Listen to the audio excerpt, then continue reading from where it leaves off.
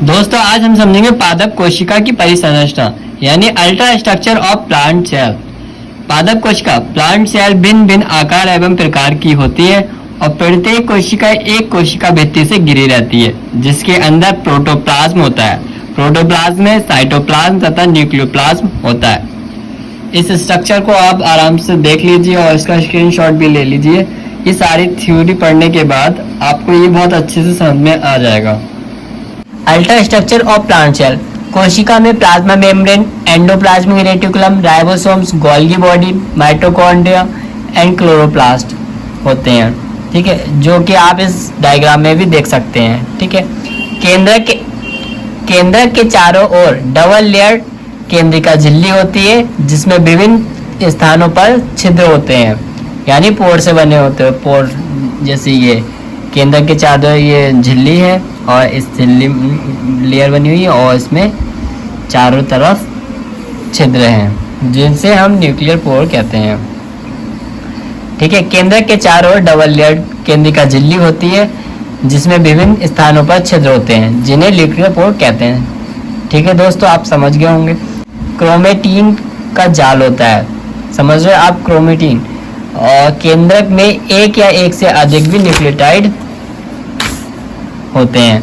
केंद्रक में cell division के टाइम तंतुनुमा गुणसूत्र दिखाई देते हैं और गुणसूत्र में डीएनए होता है जो आरएनए के निर्माण के लिए एक साँचे यानी टेम्पलेट का कार्य करता है। अब पढ़ेंगे मुख्य कोशीय अंगों की संरचना एवं कार्य। ठीक है दोस्तों, माइटोकॉन्ड्रिया शायद आपने बहुत अच्छे से पढ़ा भी हुआ है इससे पहले।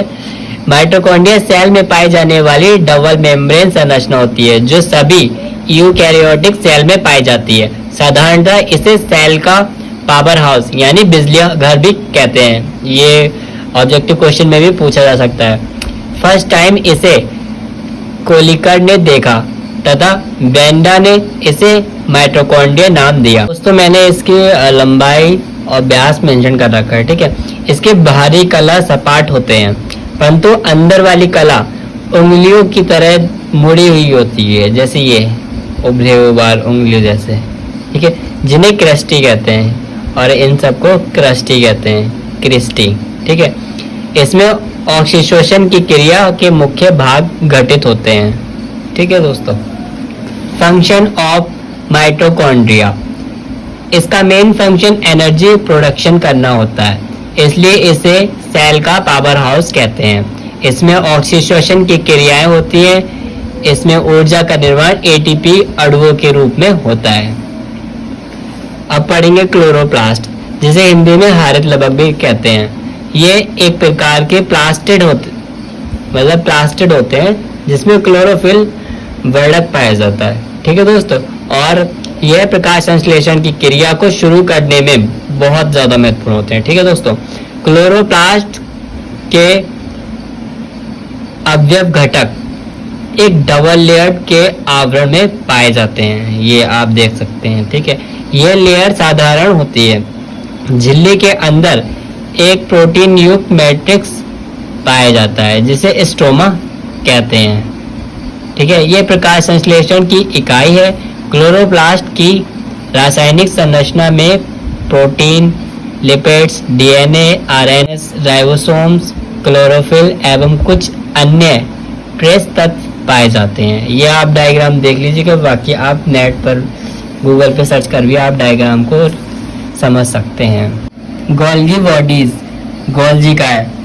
गोल्गी बॉडी सेल में पाए जाने वाली एक इम्पॉर्टेंट संरचना है। प्लांट सेल में इन्हें डिक्टियोसोम भी कहते हैं। इन्हें सबसे पहले कैमिलो गोल्जी ने एनिमल सेल में देखा। यह विभिन्न प्रकार की कलायुक्त रचनाएं होती हैं। इनमें सिस्टर्नी वेसिकल्स तथा ट्यूब्यूल्स पाए जाते हैं। सिस्टर्नी सीधी या मुड़ी हुई हो सकती है तथा एक दूसरे के समानांतर स्थित होते हैं। सिस्टर्नी के फूले हुए सिरे वेसिकल्स कहलाते हैं। इसमें वसा पाई जाती है। गोल्जी बॉडी प्रोकैरियोटिक सेल जैसे bacteria and blue green algae में नहीं पाए जाते। Function of Golgi bodies. Golgi body cell के अंदर इतने महत्वपूर्ण रोल प्ले करता है कि इसे सेल का ट्रैफिक पुलिस भी कहा जाता है। ये सेल में स्रावित द्रव्य का संश्लेषण करते हैं। इसके अतिरिक्त ये उपापचय में भी सहायक होते हैं। तो दोस्तों आप एग्ज़ाम में प्लांट सेल्स की जो संरचना का एक्सप्लेनेशन जब करेंगे तो आप उसमें माइटोकॉन्ड्रिया और क्लोरोप्लास्ट और फिर गोल्गी बॉडी इनमें बताएंगे और इनके फंक्शन को भी आप बताएंगे।